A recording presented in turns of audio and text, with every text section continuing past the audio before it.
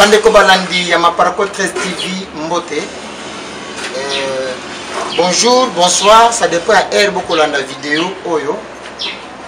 Les lots naïe pour répondre à ma question et belé les autres na mituna ou tellement métal de Moussala.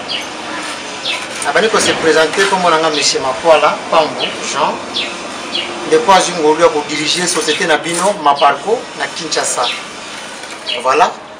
Donc on a kemba eleki na zalaki na Congo central, siko toza na Kinshasa, toza précisément na commune ya Ntsele, toza na Bibwa. Commune wapi toza na ba chantier moi ebele, ndenge bomona na bilili wana, ba chantier sama mingi awa na commune ya Ntsele.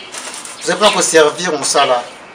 Dans le baki Maparko 13 TV et tout justement pour ko servir bino na ba image. Bomona misane ko sala na Maparko. Po lokuta pe leka ki moi mingi mbaleleki tango mosusu. Tango te pour na ko éclairer. Moi éclairage, moi vérité et ça va parce que bandeko diaspora va comprendre makambo ko lekana mboka. Na baki biso Maparko toza ba santé les akaka tozo bunda ko bongisa wa place mbebe zalaki de façon que Moussala sala ma bien. Yango na tina bito to yé ko na ko bongisa ma moke na côté wana. Merci na ndenge boko benga, merci ndenge boko contacter biso na makambo tali Moussala. Ba boko benga ba ko féliciter, ba ko pesa misala na baki. Ce qui vient de passer Michel, c'est de coexister. Dans 100 bino, Maparko exacté. Donc voilà. Et on a passé merci pour la confiance. Nous sommes fiers de l'eau que vous avez Congolais. Parce que les Congolais, les diaspora, ils ont sa confiance dans les Congolais. Donc ils ont fierté. Et puis, nous avons félicité bino mingi partout dans mon place Bozali. Puis nous avons appelé il y a minuit, il y a 1h, il y a 3h, à 4h du matin. Heure news, nous avons appelé Moussala. Mais les lois, les sous naïe, pour nous faire seulement éclaircissement, il y a ma procédure de Moussala. Par exemple, quand on dit contact dans Maparko, ah, tu as un chantier, vous comprenez, vous avez un chantier. Quand on dit contact dans Maparko, Moussala, il y a une expertise. Expertise est incontournable, indispensable. Cela veut dire quoi? Il faut faire l'étude du millier. L'étude du millier est incontournable, est indispensable. Nous avons besoin de 3 chambres de salon pour juste de bain. Et ça a pris combien? Donc, pour qu'on paie ce prix, il faut calculer tout ça. Pour qu'on fasse calcul, il faut comparer charge, c'est-à-dire, et là, par rapport à ma belle oyo zama. Cela signifie que, premièrement, il faut la descendre sur les lieux. Parce que il faut que ma belle a sorte ma sorte des belle. Et puis, réaction, détermination, ma belle en place, ils ont la forme écoutami. Laissez en sur place avec nos experts, une équipe de façon que ça la étude y a milliers pour Moussala et ça la bien. Nous avons beaucoup de explications on a compris ça. Donc voilà. Tant que nous quittons sur place pour nous côté la mabille, par exemple, nous avons aussi un poteau tongi là, il faut naïe bananda ko sengi par rapport à la réalité à sol na yo. Profondeur, na ko côté cause de combien de centimètres, cause de combien de mètres, na ko chango na grandeur ni. Parce que tout dépend de ndako sengi, la dimension ndako yo sengi et puis la réalité à terrain où yo zanam. C'est très important.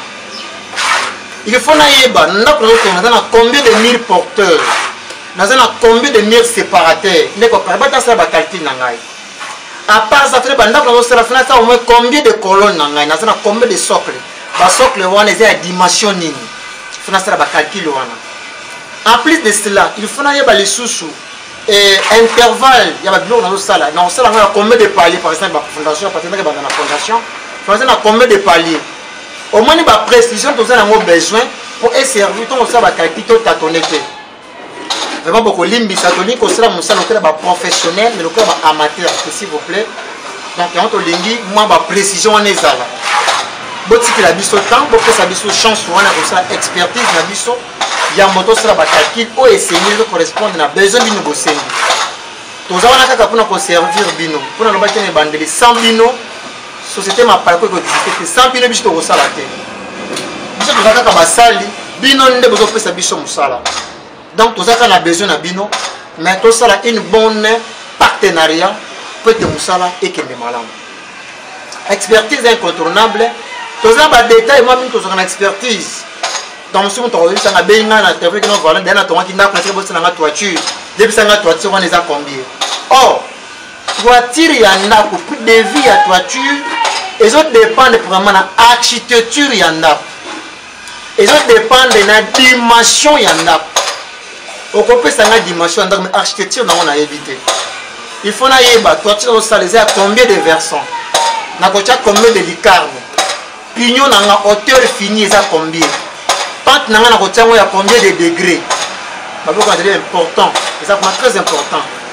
Il est vrai que ça veut comment un peu technique, mais on a expliqué bandeko poto comprendre neni en pleine expertise en ango lié na musako ko ça. Donc voilà, on a pas compris ça ba détail. Bon mais tout ça fait pour ça na kaka pour ko servir bino parce que bino boza ba partenaire ba to ba pesa biso musala, biso boza ba sai. On a pas ça ba détail wana. Donc comme ça bengi na bonanga sengi finition, voilà tout ça. Et surtout du Cambétali, mètre carré. Moi, par exemple, les carreaux. Même par exemple, par exemple, 120 mètres carrés. Dans ce carreau, combien de mètres carrés? Ce qui nous a 120 mètres carrés, il y a des carreaux qui sont à 4. Ils ont 120 mètres carrés. Et pour 160 mètres carrés. Comment? Parce que dans 4, ils vont avoir une plainte.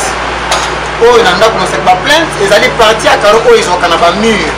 Na scène na mioma de mieux ils aura carré on benga ba plainte à part wa to zana ba kasi il y a un certain nombre de carrés ko buka le pasuka parce que yo de vie musale bandi ote papa esquisse to bosanaki ba kisa biso mbongo to ba sa matériel ils a penza propreté ça ko ta professionnalité ils a qui amateur voilà na cadre de professionnalisme on te peut na ko pesa ba précision wana pour musala et les camarades.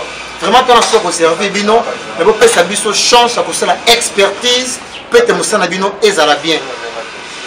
Même l'histoire de panneaux solaires, vous avez un panneau solaire, vous avez écouté combien. Or, panneaux solaires, ils ont répondre à la charge aux autres chananda. Frère, la télévision, ils ont combien de volts, ils ont combien d'ampères, on resserre la mine d'abonni, ils ont combien de volts, combien d'ampères. Tout ça calcule pour permettre de visiter votre panneau. Il y a combien de watts, il y a combien d'ampères, tu as convertisseur, il y a puissance nini, tu as régulateur, il y a puissance nini, c'est très important. Pour vous dire tout simplement que l'expertise est incontournable, indispensable. Vraiment, merci mingi na nengo na ma parcours 13 TV, na nengo boza ko s'abonner, nengo boza ko benga, vraiment na pesi mbote na mokili mobimba bato na ma parcours na pesi bino mbote. Boza na pesi mbote na MTI boîte noire na Norvège, mbote mingi na maman Vicky na France, na pesi mbote mingi na Canada et papa Edouard, na pesi mbote mingi na aux États-Unis d'Amérique, na pesi mbote na mokili mopima parce que liste ezama mulayi. On entend ba kombezate, maman Marie Poto na bosanité na Londres, ba mbote mingi vraiment na tiki bino tokutani mbala ya sima na mavoko 13 TV au revoir. Comment jamais ça